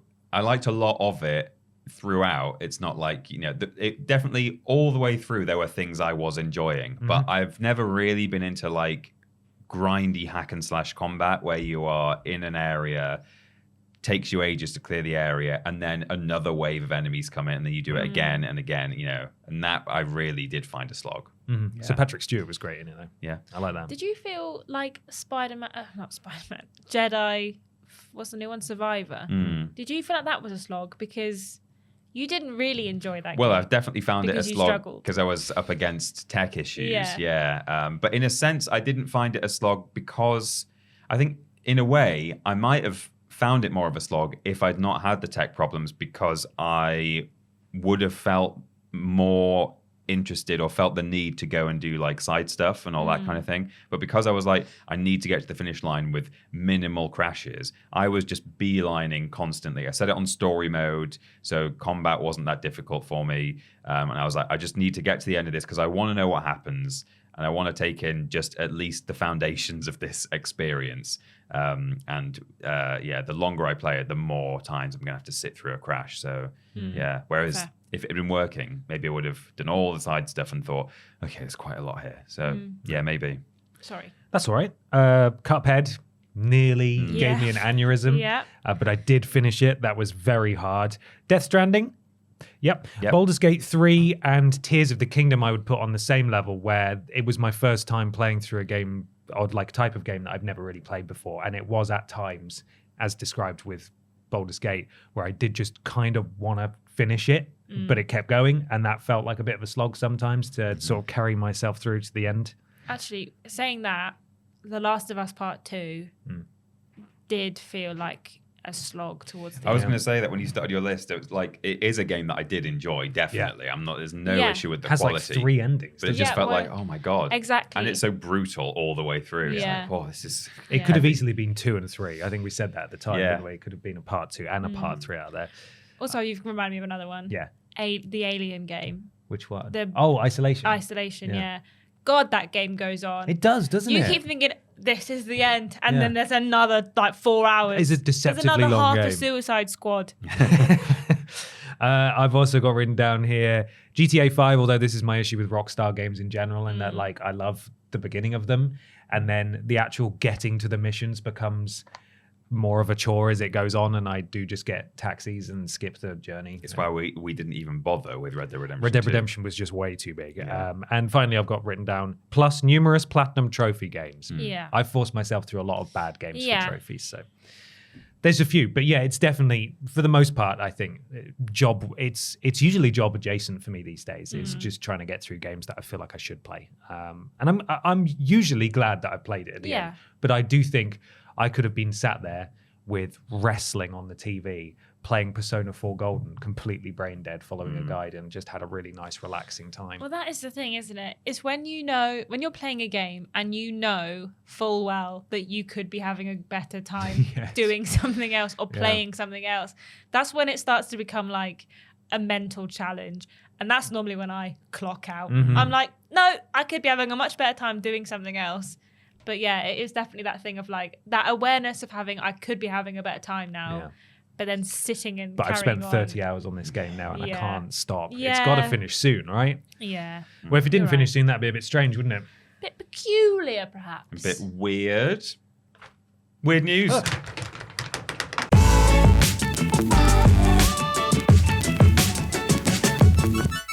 It's weird news time for some weird video game news. Remember, if you want to get a shout out at this point in this podcast, I nearly tripped over. I've had to redo this section several times recently. That's true. Because I fall over my words, and I nearly did it then, but I didn't. I caught myself, and now I'm over explaining. So it's fine. Cool. If you want to get a shout out at this point in the podcast, you need to follow us on the relevant social media platforms and look out for the post that goes out on a Tuesday and submit some weird news to us. However, if you want to guarantee a shout out, you need to go to patreon.com/Team TripleJump, support us at the appropriate tier, and become a podcast producer. Just like Chip Thompson's Thumbs, GY Goliath, Nexus Polaris, Nicole Hansen, Kyle Gary, Andy Scott, Blake Thomas, Lockie Morris, Shaman Nomo, Great Giggity, Melody Elbonet, Katie Garrard, Gabrielle Philippink, Potato Shack 99, Eric Sue, and Big Money Bobby Vegas. Fantastic. Thank you, podcast producers. Thank you so much. Peter, have you got some weird news there? I've got some news that's from Chip or Chris Thompson's Thumbs. Sounds like Chris to me. Yeah. This is according to metro.co.uk. And I've also brought a bit of extra context from Wikipedia, would you believe? Don't worry, it's only one paragraph article. This is written by Adam Starkey at Metro. Destroy the spa pool of Captain Tom Moore's daughter in new Duke Smoochum video game mod. This is such a niche thing. Yeah, I don't think the article gives context as to what Captain Tom's daughter's spa pool is. So, no, it's loading the next article. I didn't ask you to do that. No. Stop. No. So, during COVID in the UK, a very old man, a veteran, Captain Tom Moore, walked around his garden like 1,000 times or something. Yeah, a very long distance. And he was on a Zimmer frame. He was a really old man to raise money. And then he passed away like a year or so ago. Yeah, his family took him on holiday just after the first wave, and then he came back, and I think he died pretty soon after he went on holiday. Right. So, but his daughter was then kind of in charge of the charity that had been set up for this, because he raised that much money that it became an independent charity. And then there was some controversy about the fact that like a spa pool was built on her property. Yeah. See, I didn't know that.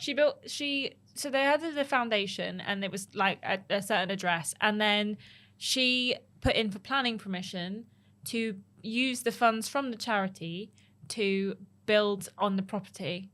Right. And that turned out to be a spa that she wanted to build. Necessary. I'm assuming you know your facts there, Ashton. I don't know exactly whether it's been proven, but if it has, then it has. That's pretty much That's certainly the gist accusation, of it. is that she's been using charity money for things that are very much not charities. Yeah, definitely. Yeah. Okay.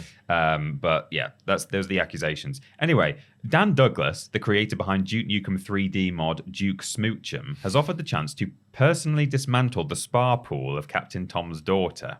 After previously depicting Labour leader Keir Starmer killing an alpaca, as well as George Osborne's wedding, mod creator Dan Douglas has now tackled another UK event from the headlines. This time around, he set his sights on Captain Sir Tom Moore's daughter. Oh, did Keir Starmer kill an alpaca? No. This was the alpaca that was going to be euthanized. It was like in the headlines about a year ago. Oh, man. It was called Geronimo. And it became like a political thing. Keir Starmer said why is the world so tiring? That it should or should not be. It's so exhausting. Euthanized. This is why I don't go on social media outside of work anymore. So basically this guy makes British satire and puts it into Junior. So someone's got to, I suppose. It's so niche. So this time around, he set his sights on Captain Sir Tom Moore's daughter, who had an unauthorized spa building recently demolished, which they claim was in honor of her late father's fundraising efforts. He'd have loved to spa. He'd have loved this spa. Yeah. The spa. The spa's destruction in Bedfordshire has been recreated in the mod, where Duke Nukem climbs into a digger and repeatedly smacks into the building. In a nod to Hannah Ingram Moore's defense, a woman character runs out yelling, "Stop, stop, it's a registered charity." Duke then strolls into the building only to find a locked safe stuffed with bars of gold. I've seen it. I've seen the footage. It's really good. This is the latest slice of British life to be targeted by Duke Smoocham, with past clips covering Queen That's Elizabeth great. II's death and the World Snooker Championship. Stop, stop, it's a registered charity. Yeah, she runs out, this like 2D sprite of a woman, and it goes, "Stop, stop, it's a registered charity." It's really good. Now, I Wow. watched this footage and I was like, I don't know if that is real or if it's just like a really good animation that someone has made that looks like Duke Nukem gameplay. So I was like, have Metro got the facts wrong here? And are they reporting that there's this mod and it's actually just a guy who makes scenes, but it's not a real game? Right. According to Wikipedia, Duke Smoocham 3D, also known as Duke Smoocham, is an upcoming video game mod for Duke Nukem 3D created by Dan Douglas. The mod, described by Douglas, is an interactive flip post and a topical social media project, and it features numerous internet memes and elements of British subculture. And apparently it is really taking place in the Duke Nukem 3D engine, and he is seemingly wanting to eventually release it as a Wow. real mod. There's just so much constantly happening. I don't know how I was ever going to be able to keep up with everything that always goes on in this The article, mental country. The article says other events satirized include Keir Starmer's role in the debate over the euthanization of Geronimo the alpaca, the resignation of Conservative MP Neil Parish, and Piggate. Is that when David Cameron? Yeah. Featured locations include a Greggs, a Weatherspoons, the Great British Bake Off tent, and the Marble Arch Mound, the latter of which can be demolished in-game. Oh, that was that really bad tourist attraction they made at Marble Arch, which was just a pile of dirt. Yeah. Oh. Did you not see that? No. Absolutely insane thing as well. The one other clip I saw was of the British Snooker Championship, because I was like, what's the reference there? And you have to run in there, jump on the table, and pour orange powder all just over. stop oil. And yeah, the Just Stop Oil thing. And they've okay. used the actual audio that happened live at the event, and you can hear the guy in the audience going, "Get him off, get him off." So yeah, it's Wow. it's very impressive is stuff. very And if it good. ever comes out, we should we'll definitely definitely have to play it. Absolutely. Damn. Wow. Okay, well, I have some weird news. Is it as weird as that? Well, it's pretty weird. Amy Wicks on Facebook and Johnny Mac on Twitter. From Kotaku by Alyssa Mercante. Apple Vision Pro, not the new frontier for masturbatory technology after all. Oh, what? Apple's new virtual reality headset, which costs $3,500, sadly cannot play VR porn. What's the point then? Yeah. Acid... Whoa. That's not any of the words I was trying to read there. Acid. Does that say apple? Apple Vision... Some of the letters are in The there. Apple Vision Pro, the massive tech company's foray into the VR headset space, that hit stores just a few days ago, is very expensive. Who cares about all this guff about that? And then you can watch sports, you can play Resident Evil 4, and games come with real-time stat updates for sports games, but the one thing you can't do with Apple Vision Pro is watch VR porn. And fans of the scintillating smut are not very happy about it. As reported by 404 Media, the VR porn community quickly realised that their favourite kind of content won't work on the headset. In a Reddit post on the r/Oculus NSFW subreddit, one user asked if anyone had figured out porn on the Vision Pro. Dying to get this to work, the post reads. If anyone has a success story, please tell me how. The top voted comment doesn't mince words. Worse than PSVR 2, $3,500 chastity belt, clown emojis. Oh, and that's the end of the article. There is a continue reading. It was just hidden under an advert. Virtual reality is reality that's virtual. No. There's a hack for playing VR files if you have an AVP, writes another commenter. It involves restoring it to the default factory settings, boxing it up, selling it on eBay, and buying a Quest 3 and pocketing the 3,000 difference. Okay. Let us know if that works. So the Vision Pro allows you to use web browsers and place them virtually in the real world. You can still navigate to Pornhub and watch as many regular or flat porn videos as you'd like, but VR porn, which is often shot and viewable in 180 degrees, cannot play on the Apple Vision Pro. Flat porn. Yeah. Is that the same as flat gamers? I don't know if you're aware of this, but there is a contingent of hardcore VR gamers who refer to people who don't play games in VR as flat gamers. Someone started, and that is the funniest somebody term came at me. I've ever heard. Oh, you are a flat gamer. Called me a flat gamer. I don't know why. Flat bossaroo, come on. I can't even remember what game it was talking about. It was someone got upset about it. Yeah, but they said, just because you're a flat gamer. And I was like, excuse me? What did you just call me? Flat gamer. Don't comment on my body. Anyway, so flat porn, you can watch that.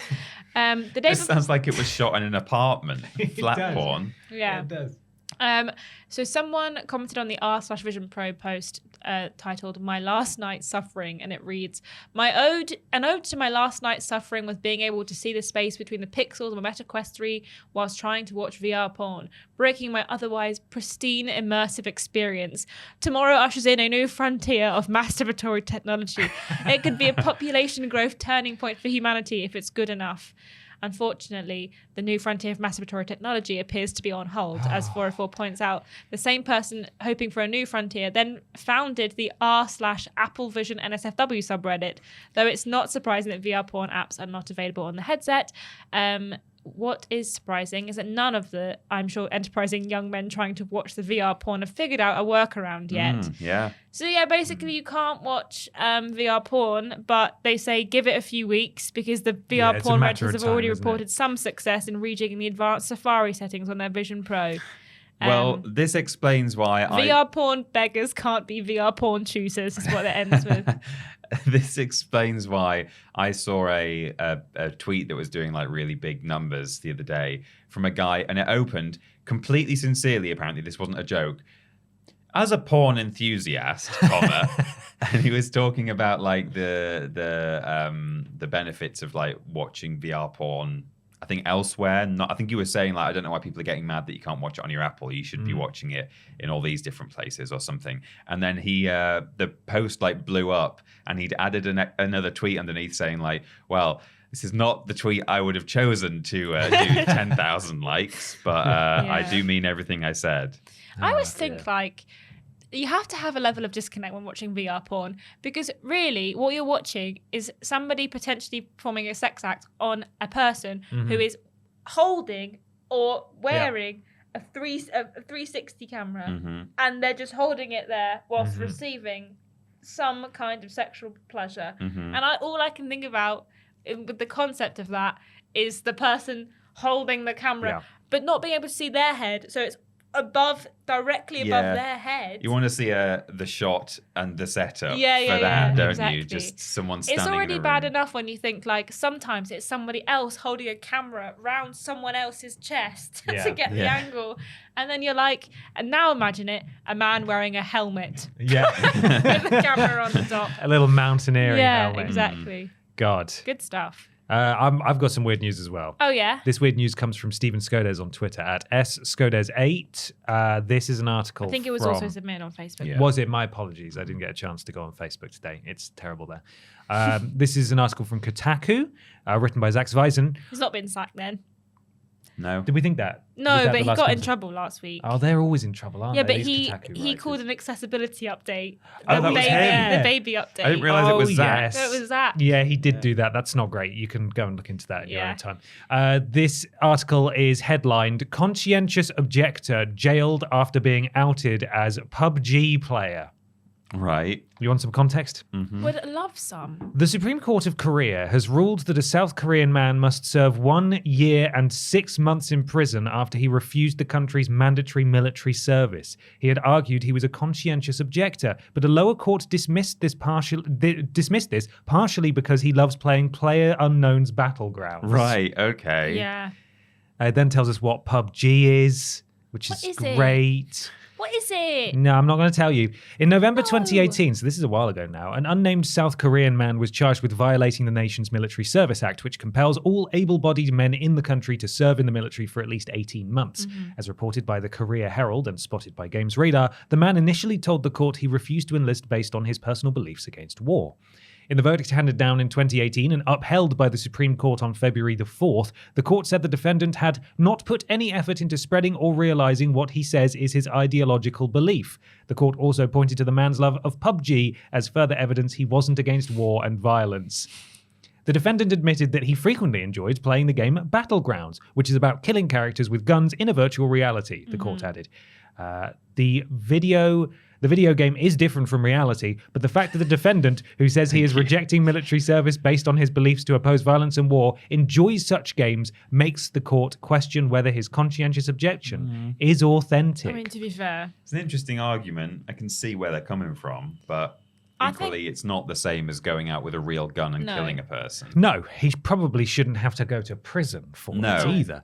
According to investigators, he refused to join the military due to rampant unfair orders and because it regularly disregards human rights. The court disagreed, and now the Supreme Court of Korea has confirmed the original ruling. The defendant will now be forced to serve 18 months in prison, the same amount of time he would have had to serve in the military. Right. Such a long time. Yeah. Why a bunch of K-pop bands had to take a hiatus because they've all been enlisted. They were going to army. Yeah. Goodness me. So that's my weird news. It's now time, everybody. I can't pick up my bloody paper for the big discussion. Oh.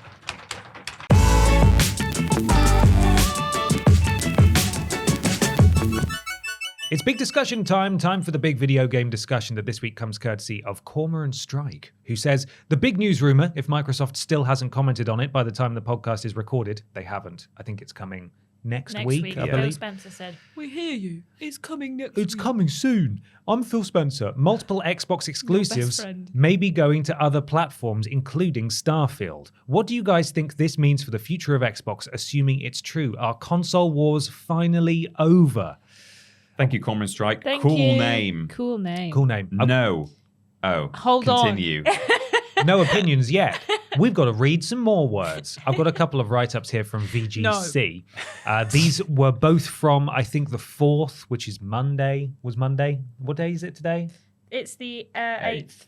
Yeah. Monday. Monday. So these are articles from Monday, which is when this news Sunday. Sunday. Sunday. All right.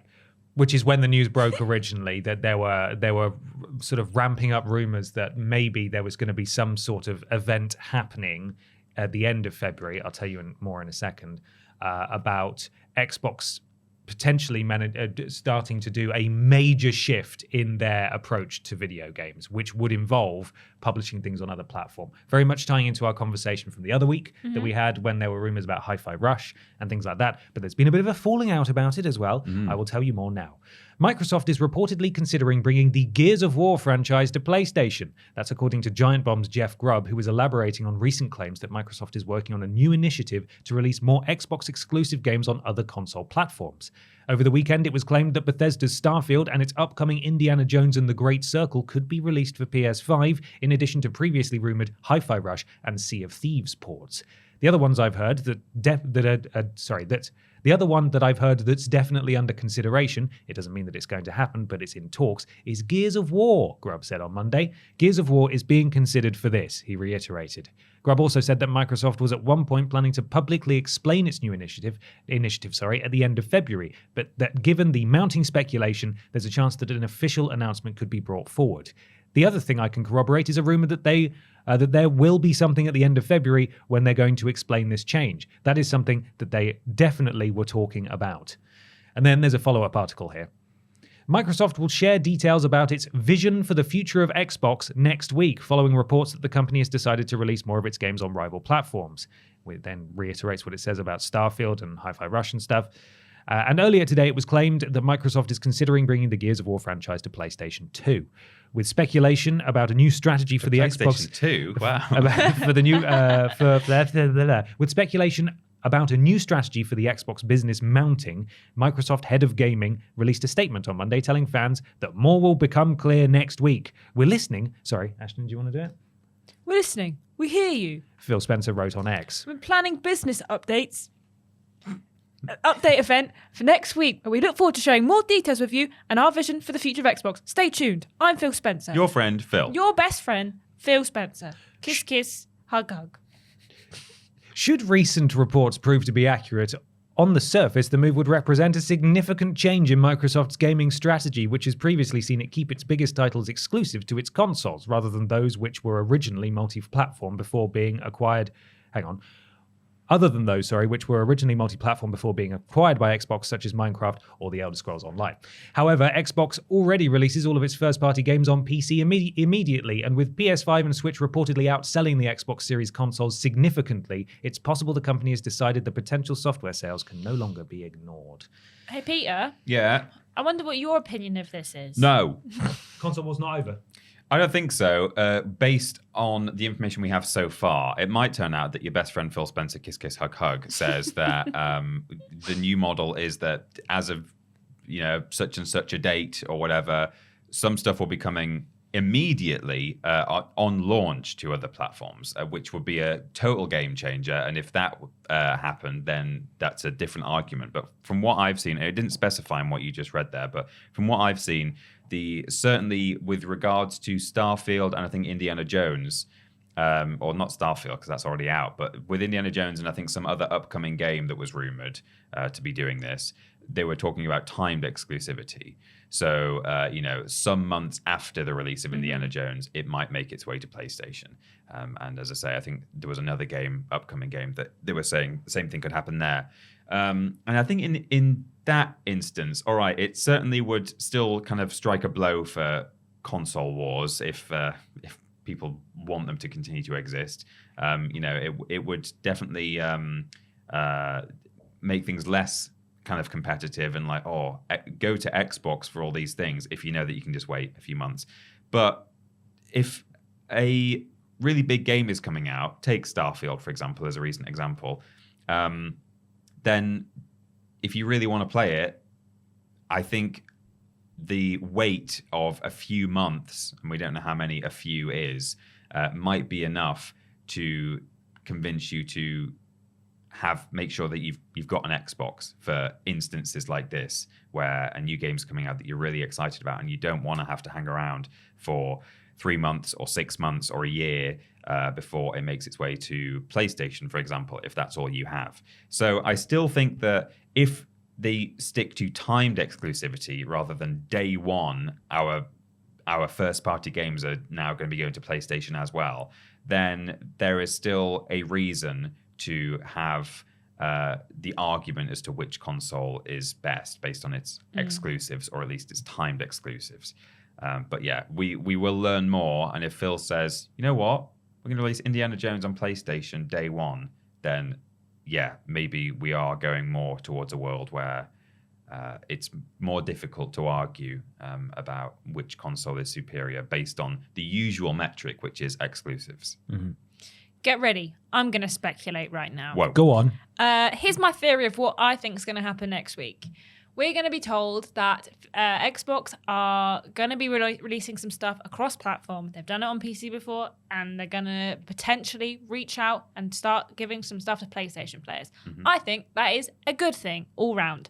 I think the dev teams, the producers and developers, they get to get more sales from their games, and Xbox get to have the high ground of saying, well, look, we gave our games to everyone. Yeah. Do I think Sony will reciprocate? No. I don't think so. I think that maybe they might, depending on how well this goes down for Microsoft, and if it starts becoming obvious that like people are being like, what?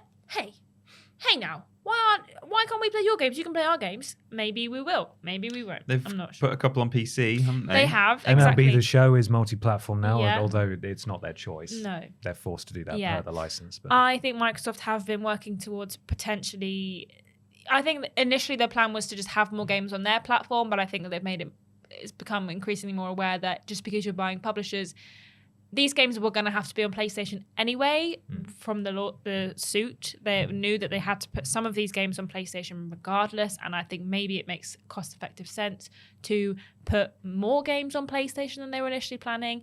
Maybe Starfield didn't sell as well as they were hoping, and they think maybe it will sell more copies on PlayStation if they do it that way. I don't think it's going to happen immediately. I think there will be a drip feed of potentially games that have come out, and potentially a few, like you say, new releases. Maybe there'll be time, maybe they won't. But in terms of the console wars, I don't think, we've already said we don't think Xbox are going to make another console.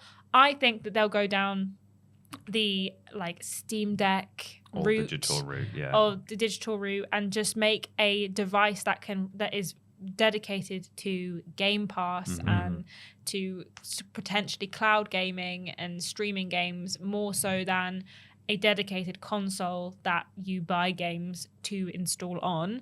I think we'll see a shift more in the games going slightly more towards PC games, and they'll branch out, I think, into that sphere a bit more and see if they can make, like, I was talking about this to my boyfriend last night, and he's a big techie geezer. So he said his idea is that they'll make almost like a computer that has Microsoft systems built into it, but also is mainly dedicated towards gaming.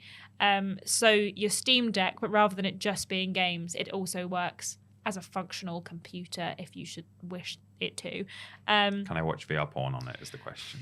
It'll be flat. As a porn enthusiast. Sorry, only flat porn. What? Boo! Boo. But yeah, I think that's what's going to happen. I think maybe we'll see them bow out of the console war a little bit, but start doing their own thing and potentially becoming more of a competitor with PC gaming and even maybe the Switch. I think PlayStation have got the home console sphere on lock at the moment, and I think this is a good thing for them, PlayStation, and I hopefully will be a good thing for Microsoft as well, because they have so many studios and so many games under their belt that it can't hurt them to increase the size of their player base. I don't think. I'm also still not entirely convinced that, in fact, I've seen no evidence that Game Pass is a profitable thing. Yeah. They're pouring money into it intentionally, to make a foundation. They're building towards something. They've been building towards something for a very long time now. And I think that they are quite logically moving into this space that people, we've been talking about for ages. Yeah. Lots of people have been theorizing about for a long time, and that is Xbox as either a publisher or as a peddler of Game Pass. That's what they want. They made no secrets about that. It's just things might have been sped up a little bit because of the performance of the Xbox this generation so far. There have been some Xbox users who are a bit upset about it. Yep. There's a few. There's an article in the link dump that we'll put there. Some people have been very vocal. They feel very betrayed about the idea, even the suggestion of this. Yeah. Nothing's been confirmed yet. People are getting posted, rid of their hardware and stuff. Yeah. Someone posted a receipt of their trade-in. They took all their games and their Xbox Series to GameStop and traded it all in and posted about it. Some people are sort of being kind of self-aware, but other people are legitimately just unraveling before our eyes. It's really interesting to see that kind of person online. Like, I've said this in the group chat.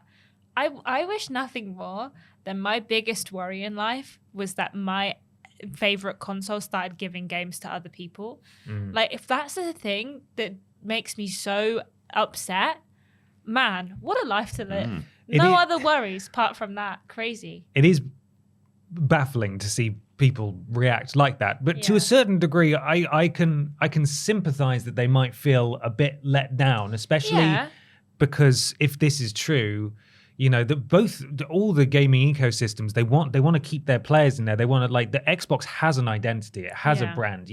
We were joking about the Xbox very expensive Xbox jewelry that they released recently. They've all got merchandise. They all want you to be an Xbox gamer and a fan and so on and so forth. And if you're in that ecosystem, if you are giving a company a lot of money and then you feel that I don't agree with this to be clear, but like if you feel that they are taking things away from you or letting you down, I can see why that would maybe you'd be a bit miffed about that. What? I wouldn't post about it online in the same way that these guys have necessarily. The thing is, they're not taking anything away from anyone. And we don't even know if this is actually happening yet. But obviously they feel like they have to address this, and they haven't just addressed it in like a chill, casual way. We're like, hey guys, nothing to worry about. This is just rumors. News is coming. Yeah. Something this is very happening. much like we're having to make a step to inform everyone of what's going on because something is happening. Something's definitely happening. I'm going to put my tinfoil hat on now. Yeah. And I wonder if there's been a bit of internal disagreement about the future direction for Xbox. Obviously, a lot of job positions got mixed around in the past couple of years. Phil Spencer was head of Xbox. Now he's like head of gaming for Microsoft or something. That's all completely changed. Sarah Bond is head of gaming now, isn't she? Is she? Yeah. So a few things changed around there. Obviously, there were mass layoffs post acquisition of Activision Blizzard, which seemed to take a lot of people by surprise. I don't imagine that. Obviously, Phil Spencer would have been aware of that, but I can't imagine that was always the plan. No. I wonder if something changed internally there. Last year, we had Xbox Chief Financial Officer Tim Stewart suggesting that Microsoft planned to launch its Game Pass subscription service on rival consoles, but then Xbox boss Phil Spencer denied that was the case. And then in January, in an interview with Bloomberg, Microsoft CEO Satya Nadella, I may be mispronouncing that, said, obviously, we're very, very excited about everything that's going on in gaming, especially with the close of Activision Blizzard King. We think that now we have the ability to really do what we've always set out to do, which is build great games and deliver them to folks across all platforms, right? Which is Xbox and consoles, the PCs, and now even including mobile gaming and cloud gaming. I don't know if necessarily there's a disagreement internally, but certainly whatever it is that they're planning to unveil and announce next week has been in the works for a long time. And the fact that Phil Spencer actually actively downplayed rumors of it last year, even if it ends up not being a Game Pass on rival platforms things, I wonder if the messaging has been kind of confused internally about what they actually want to get out of it. Yeah. I think you're right that I think you're both right that long term the console wars may be over in the sense that next gen Xbox might not release a console as we know it. They might do something completely different, and certainly by then there won't be a console war to have because there won't be two comparable devices unless Nintendo, whatever they do next, is far more kind of like for like with PlayStation. But you know they've not really competed for decades really because they just have their own little worlds. But the PlayStation Xbox console war may be over next gen. But to go back to people getting mad about this, this unconfirmed thing for one thing, like wait until you at least find out the news. But people getting cross about it, I think certainly if we're talking current gen, you're not having anything taken away from you. All you're doing is having games that are made by the publisher you love, or publishers plural that you love. Selling to other people and potentially doing better because of it. And so it can't be a bad thing to take an Activision product, for example, or a Bethesda game and sell it to PlayStation owners or others and for them to just make more money on that because then it's going to be deemed more of a success and perhaps justify further stuff from that IP or from that studio. Yeah. I think it's beneficial to the vast majority of people. I think, like you say, the publishers and developers will potentially make more money. Gamers will get more games to play. The only people that, like you say, are potentially losing out are maybe Xbox players if this energy is not reciprocated by other parties. Sony, if you don't do it, then you're going to really look like the bad guys. Well, that's the thing. I'm not just saying it's a good thing that Xbox are doing it and, actually I'm a Sony pony and if Sony did it, I'd be really cross. Like, I'm not biased. I'm saying that, I also would not have a problem if Sony decided, you know what? PlayStation first-party games, we're going to start sharing them out. Yeah. No. Ultimately, it comes down to your comfort within the Yeah. ecosystem, Yeah. right? It's like which place would you prefer to play? Because sorry to cut you off, Ashton, No, it's but fine. like it also comes down to like the core gaming versus mainstream gaming market. Yeah. If you remember that we talk about it all the time, the kind of people who listen to this podcast, the core gaming audience is so tiny. I think I saw a clip going viral recently that of a developer, and I can't remember his name. People in the comments will know, I'm sure, who said that the amount of money that was made, he worked on an expansion for a game. Can't remember what it is. This isn't a great analogy, but I'll suffer through it anyway.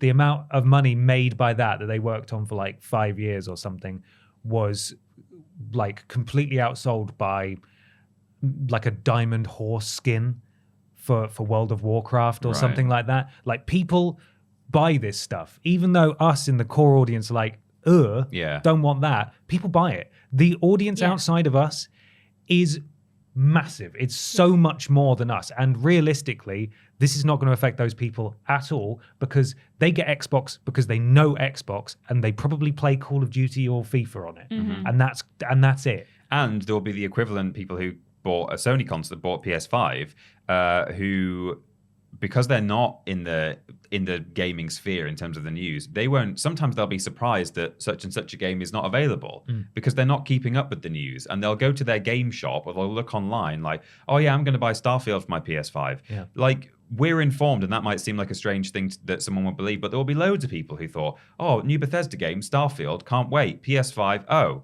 what? So for those sorts of people, it will be beneficial to suddenly have this larger pool of games that are, for it, in a hypothetical world, if everything was available on every platform, then just that kind of gamer is more likely to be buying everything and not having to make a decision of, well, I can only afford one console or I only want one console. Which one do I get? Yeah. The messaging around this is going to be really interesting to watch because Phil Spencer has been positioned as your best friend. You know, it's Uncle Phil. Yeah. He's the good friendly uncle of gaming. He actually plays games. He's passionate about games. The marketing team for Xbox has been on fire with like the fridge and the toaster and like all the in jokes and that kind of stuff. They've really been nailing it and communicating directly to their core audience.